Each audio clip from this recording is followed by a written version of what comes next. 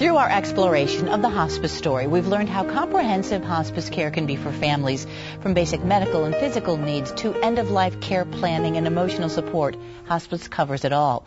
It would be difficult to offer such compassionate care without a team of volunteers. So today we focus on those volunteers and why they do what they do.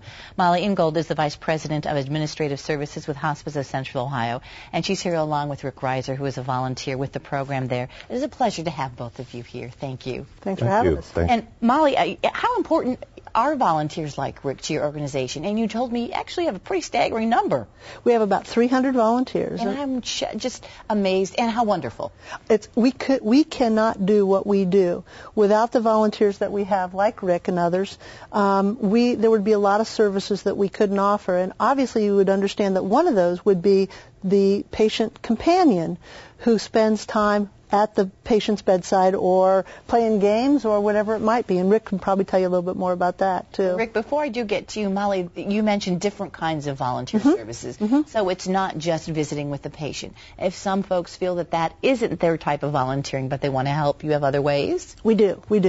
Our volunteering really comes in three ways: patient companion, direct patient care.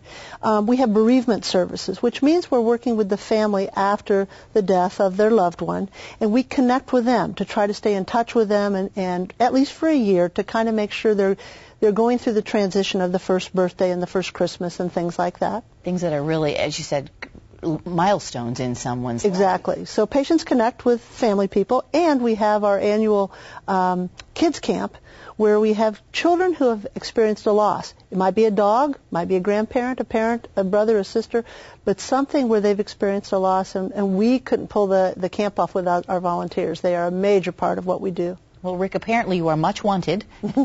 And what kind of work and volunteer work do you do? Well, I'm a patient companion.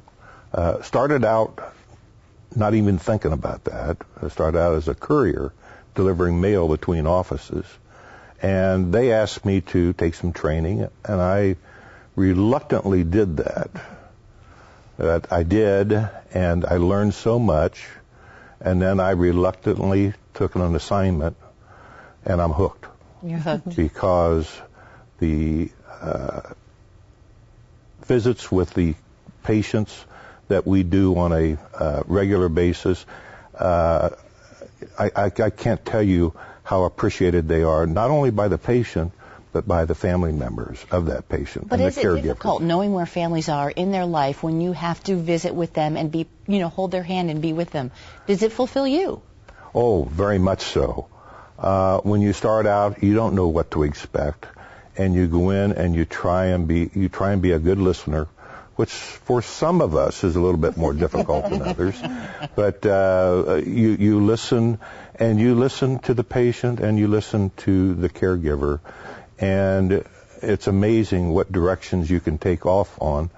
The big thing is being a listener and letting the patient tell you about their lives. And I've learned so much from these patients about life that I couldn't begin to explain it. It's a wonderful situation. So it's good for you, and you recommend other people. Like you said, you never thought that you would be capable or wanting to do something like that, and it's turned out to be wonderful. Well, exactly. My wife got me into this. There's always somebody like that, isn't there? Getting you in. She was still working, and she started as a caregiver. And I listened to her experiences, and I thought, wow, what a great thing.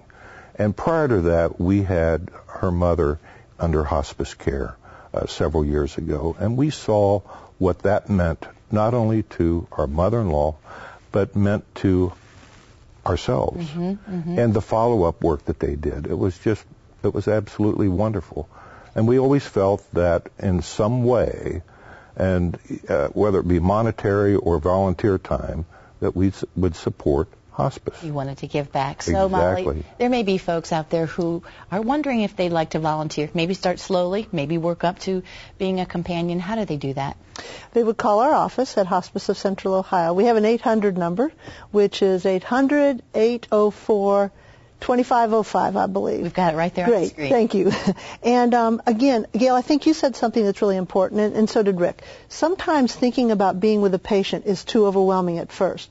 Bereavement might be overwhelming, but we have places we can build ramps. We need office help with filing and so forth. So there's a lot of indirect help that we need as well for administratively. So there's a lot of places we train people. We just don't throw them out so they have no idea what they're doing. Places to start and then yes. see where it goes. It's awesome. Molly, thank you so much. Rick, it's a pleasure to meet you as well. Thank you for having us.